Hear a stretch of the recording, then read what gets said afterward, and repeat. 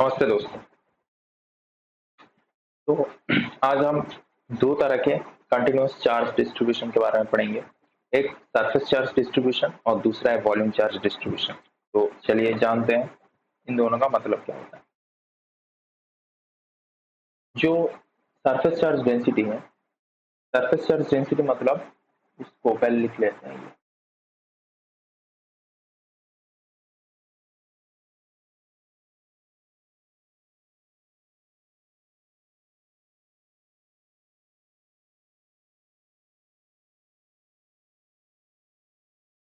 उसको मैंने सिग्मा से डोनेट किया।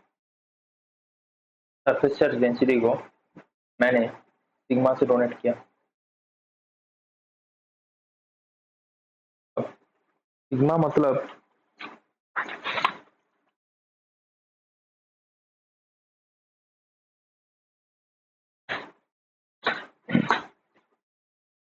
यहाँ पे सिग्मा मतलब क्या है?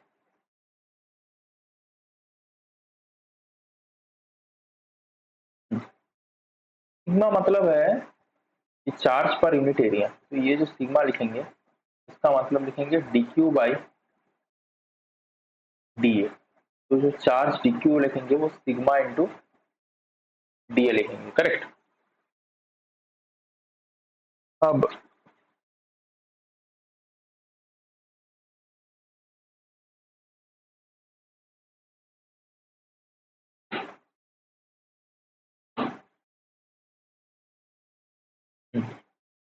और सिग्मा इंटू dA।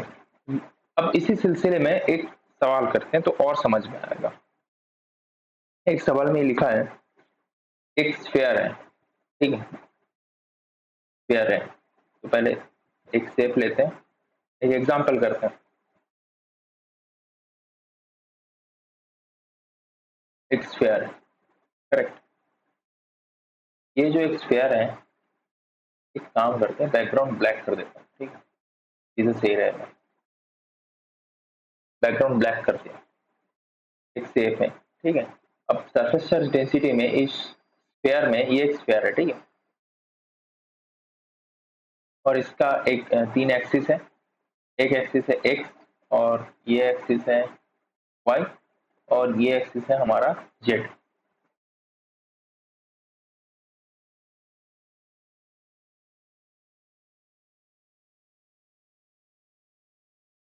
तो एक्स वाई जेड है ना। अब ये मैं एक एग्जांपल करवा रहा हूँ सरफेस चार्ज डेंसिटी के।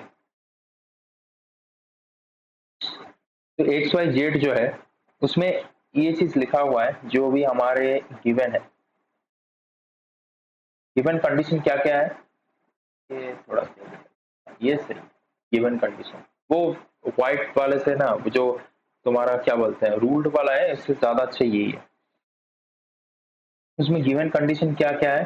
गिवन कंडीशन है जो हमारे सिग्मा है सरफेस चार्ज डेंसिटी, वो है A vector dot R vector. जहां पर R vector radius vector, A vector एक कांस्टेंट वेक्टर है। मतलब ए वेक्टर एक है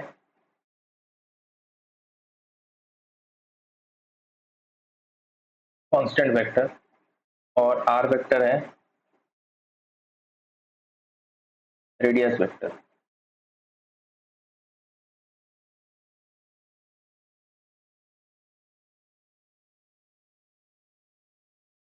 ओके। और जहां पे बोल रहा है कि electric field strength at centre, centre में इलेक्ट्रिक फील्ड स्ट्रेंथ कितना होगा?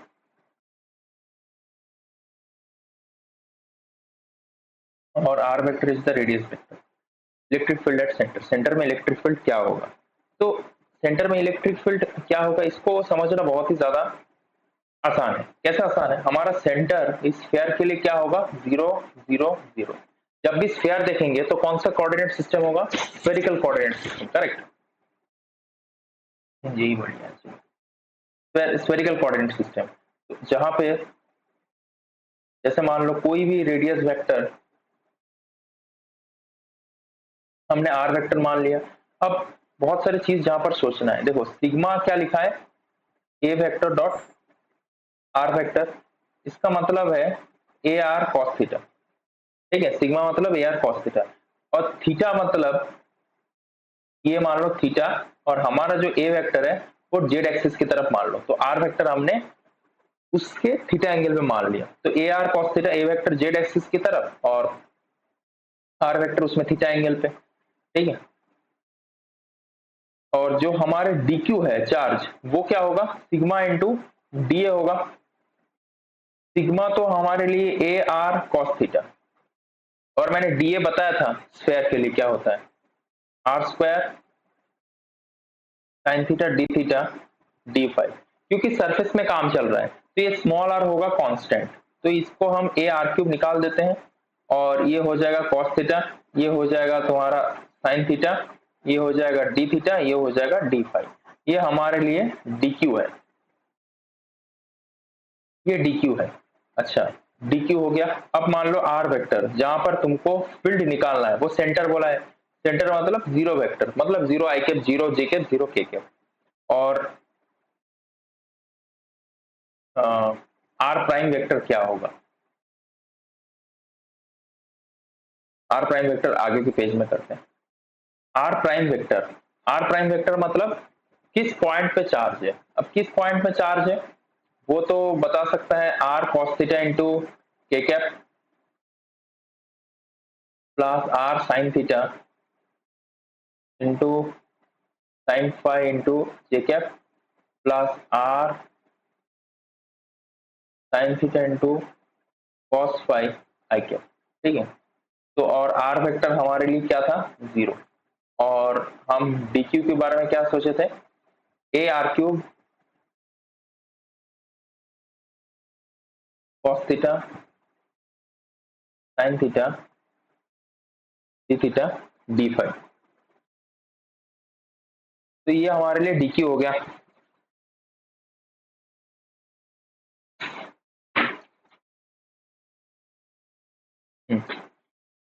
जहां से हम निकाल लेते हैं साइड में कि R vector minus of are prime vector, उसका मॉड्यूलस क्या होगा, वो तो स्मॉल आर होगा, और उसका क्यूब करेंगे तो आर क्यूब हो जाएगा, तो बहुत सारे रिजल्ट हमको मिल गया।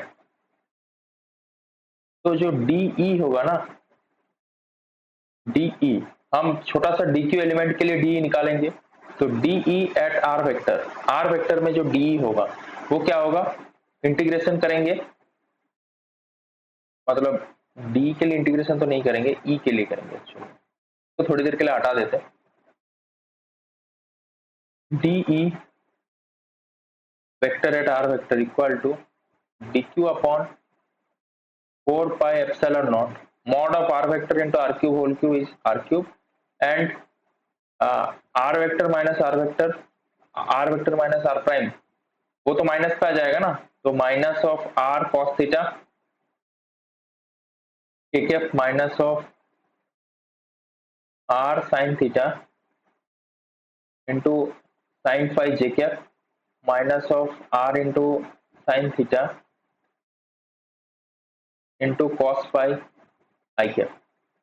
करेक्ट, तो इस हिसाब से हम जो dq का एलिमेंट है dq इक्वल टू बैठा सकते हैं A R cube cos theta sine theta D theta D five. ठीक है, जहां पर मैं बस डी ई जेड कर रहा हूं, मतलब जेड के डायरेक्शन कर रहा हूं, एक्स और वाई दोनों ही जीरो आएगा, वो तुम खुद कर लेने, खुद करके देख लेना। ठीक है, वो खुद करके देख लेना, तो मैं बस जहां पर are cos theta into K cap, जो डी ई जेड वेक्टर है ना, बस उसकी कर रहा हूं, और ये हमारे लिए हो जाएगा 4 pi epsilon naught into R cube. ठीक है, तो जहां पर एक्चुअल में कितना आ जाएगा, minus of R cube cut जाएगा, A R upon 4 pi epsilon naught into cos square theta into sine theta D theta, और जहां पर हो जाएगा D five into K cap equal to D E Z vector. ये हमने कर दिया। अब अगर हमको ई जेड निकालना है और माइनस के कैप छोड़कर बाकी सब कुछ डी ई जेड वेक्टर का अगर मॉड्यूलस करना है, तो integration of A R upon 4 pi epsilon naught into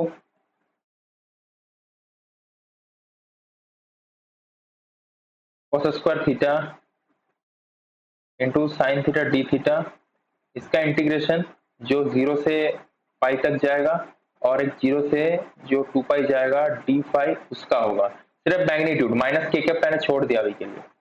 तो इसमें जो इजेड आएगा वो क्या आएगा, A R upon 4 pi epsilon naught D phi integral of 0 to 2 pi D phi, ये इंटीग्रेशन क्या हो जाएगा 2 पाई हो जाएगा। तो ये हमारे लिए 2 पाई बैठ गया, और जहां पे 0 to pi cos square theta into sine theta D theta, है ना। और इस इंटीग्रेशन को अगर करना है तो ऐसे कर लो, 0 to pi cos square theta into sine theta D theta. इस हिसाब से मैंने cos थीटा को t मान लिया, तो minus of sine theta D theta ये हमारे लिए dt हो जाएगा। तो minus of T square into D T, अब cos 0 माना 1 और cos पाई मीन्स -1, तो जहां पे हो जाएगा -1 से 1 into T square by D T, that is 2/3, तो 2/3 हो जाएगा। तो A R by 2 epsilon not, क्योंकि ये और 2 पाई और ये 4 पाई कट के 2 रह जाएगा, इंटू 2/3, तो ये हो जाएगा A R by 3 epsilon naught. ये इजेड हो गया। तो इजेड वेक्टर क्या हो जाएगा एक्चुअल में, minus of A R by 3 epsilon not के कैप, और मैंने पहले ही बता दिया डी ई एक्स जो होगा ना आई वाला कंपोनेंट और जे वाला कंपोनेंट, उन दोनों का इंटीग्रेशन तुम खुद करना, और वो ई एक्स भी 0 आ जाएगा और ई वाई भी 0 आ जाएगा। तो जो ई वेक्टर आ जाएगा ना वो बस इतना आ जाएगा, minus of A R upon 3 epsilon naught into K cap, are vector जहां पर रेडियस है, क्योंकि सरफेस की बात चल रही है तो रेडियस चेंज नहीं होगा, ठीक है। ये हमारे लिए आंसर है।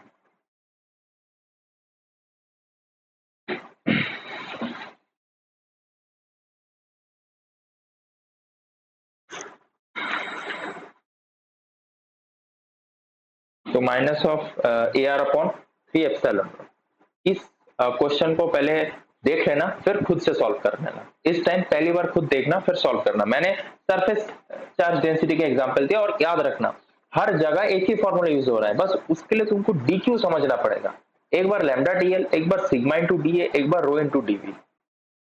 अब जहां पर जैसे सिग्मा इंटू डी ए क्योंकि सरफेस की बात कर रहे हैं, और जिस टाइम हम सरफेस की बात करेंगे उस टाइम रेडियस का कोई चेंज नहीं होगा, क्योंकि जो dq है वो surface charge density into area. Area का value R square sine theta D theta D phi, तो जहां पर आर स्क्वायर जो है ना वो कांस्टेंट है, उसका कुछ वेरिएशन नहीं है। थीटा का वैल्यू हमेशा ही 0 से पाई, पाई का वैल्यू हमेशा ही 0 से 2 पाई फॉर द फुल स्फीयर। एक पूरा अगर हेमिस्फीयर बोल दो तो 0 से ये पाई/2 पर 0 से 2 पाई होता, कुछ वो देख लेना है। मैंने स्टेप बाय स्टेप सब कुछ किया है, ठीक है। ये सरफेस चार्ज डेंसिटी और बहुत ही नॉर्मल सा कॉन्सेप्ट है। तो minus of A R upon 3 epsilon naught आ गया। अब आगे चलते हैं, अब काम करते हैं।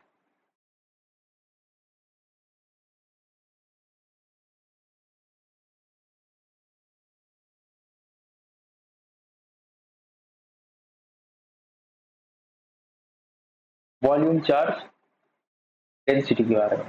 तो जो वॉल्यूम चार्ज डेंसिटी है उसको डिनोट रो से किया जाता है, वो चार्ज अपॉन यूनिट वॉल्यूम। तो ज्यादातर dq equal to rho into dv लिखा जाता है। अब rho into dq into dv लिखा जाता है। अब मैं एक एग्जांपल देता हूं।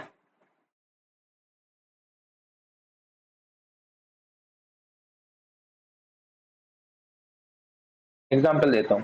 एग्जांपल में एक स्फीयर है, ठीक है। उस स्फीयर में rho equal to A vector dot R vector, and radius of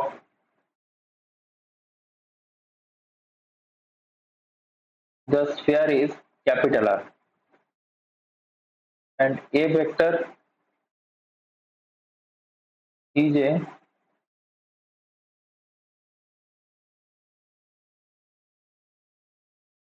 constant vector and r vector is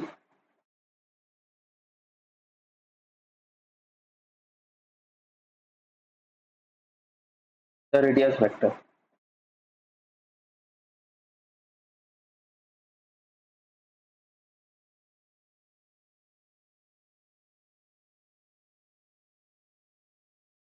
Find electric field at the center of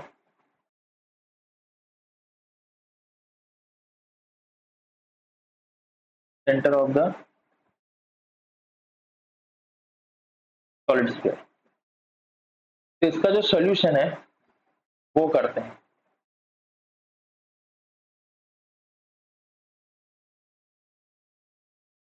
एक स्फीयर ले लो, मैंने एक स्फीयर ले ली, करेक्ट,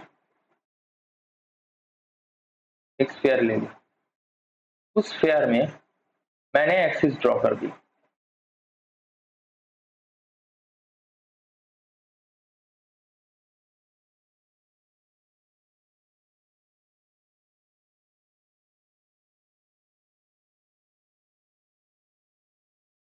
ये मैंने x कर दिया, ये मैंने y कर दिया, ये मैंने z कर दिया।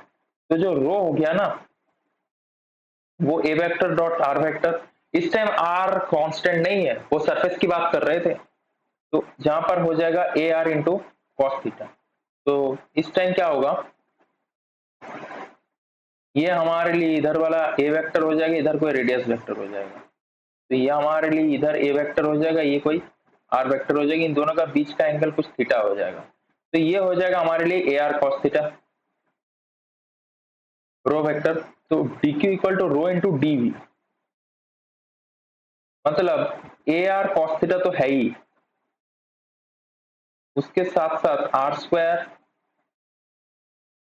Sign theta D theta D phi और टी आर। इसका मतलब ए फिर आर क्यूब फिर डी आर फिर कॉस थीटा फिर साइन थीटा फिर डी थीटा फिर डी फाइव, ये हमारे लिए डी क्यू है। और आर वेक्टर 0 है और आर प्राइम वेक्टर नॉर्मली जो होता है मैं वहां पर उस साइड लिखता हूँ, तो उस साइड कुछ इंफॉर्मेशन कलेक्ट कर लेते हैं। डी क्यू क्या हुआ, डी क्यू का वैल्यू हो गया A R cube D R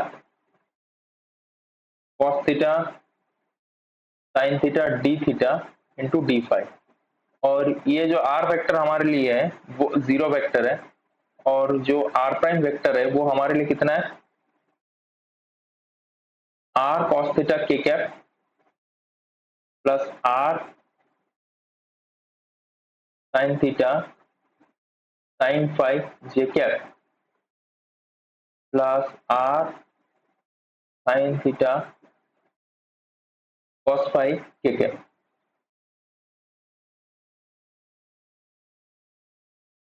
तो ये हमारा r vector minus of are prime vector, इसका जो मॉड्यूलस है ना वो स्मॉल आर है, और उसका क्यूब करेंगे तो अभी स्मॉल आर क्यूब आ जाएगा। तो इतने सारे चीज हमारे लिए तय है। अब इलेक्ट्रिक फील्ड अगर लिखेंगे डी ई, इसका भी मैं जेड कैलकुलेट कर रहा हूँ, क्योंकि जो एक्स होगा और वाई वाला जो दोनों कंपोनेंट होगा वो 0 आएगा।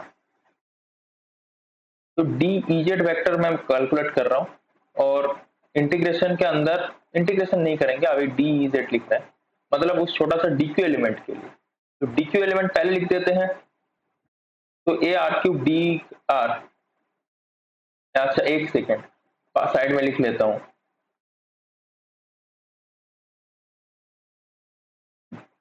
कॉस थीटा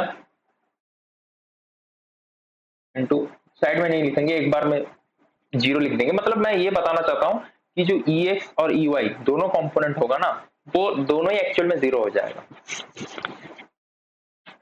तो क्योंकि चार्ज डेंसिटी नहीं रहेगा उस टाइम, क्योंकि cos 90 0 हो जाएगा ना। A R cube D R cos theta sine theta into D theta into D phi, और उसके साथ हो जाएगा तुम्हारा ये माइनस आर कॉस थीटा, उसका के क्या, ये आ जाएगा तुम्हारा 4 पाई एप्सिलॉन नॉट, और ये आ जाएगा तुम्हारे लिए आर क्यूब, और माइनस ऑफ ए, और ये आर क्यूब और ये आर क्यूब कैंसिल कैंसिल हो जाएगा, A by 4 pi epsilon naught into R into D R. इसका इंटीग्रल था 0 टू कैपिटल आर तक, integral of cos theta into sine theta into D theta. ये हो जाएगा 0 से पाई,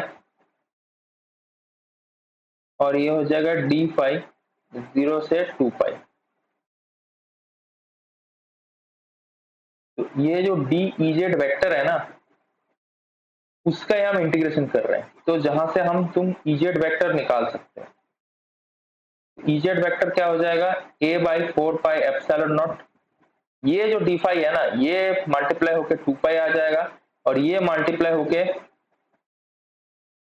आर स्क्वायर बाई 2 आ जाएगा, और जहां पे सॉरी ये cos theta into cos theta cos square theta होगा, और साइन थीटा डी थीटा। तो cos square theta sine theta D theta हमने दो उस टाइम किया ना 2/3। देखो cos square theta sine theta D theta, answer 2/3 आया था, ये वाला रिजल्ट है ना, ये वाला result cos square theta sine theta D theta. तो जहां पे cos square sine theta D theta मैंने 2/3 पुट कर दिया, करेक्ट। तो ये 2 पाई और ये 4 पाई गया तो 2, और ये 2 और ये 2 चला गया, तो minus of A R square upon 3 into 2 that is 6 epsilon not.